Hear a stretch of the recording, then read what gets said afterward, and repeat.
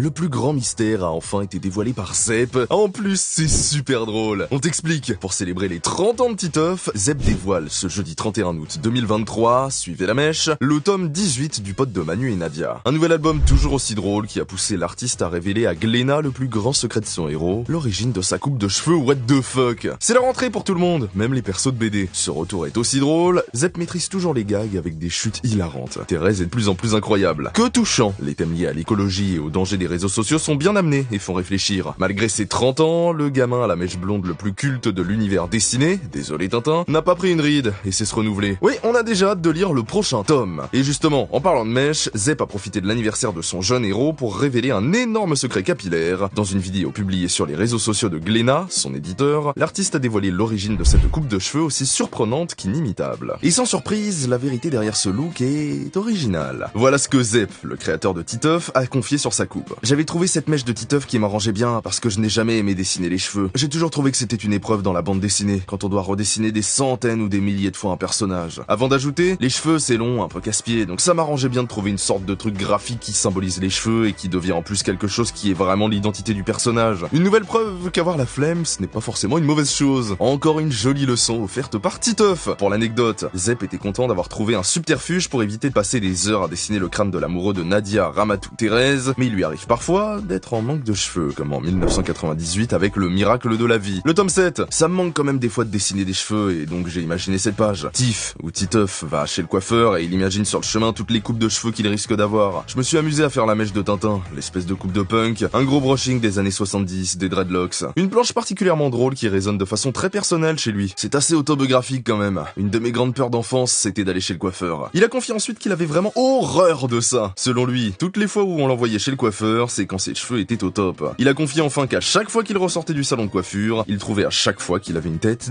de débile. Ces révélations sont incroyablement drôles et nous permettent de comprendre un peu mieux le personnage de Titeuf.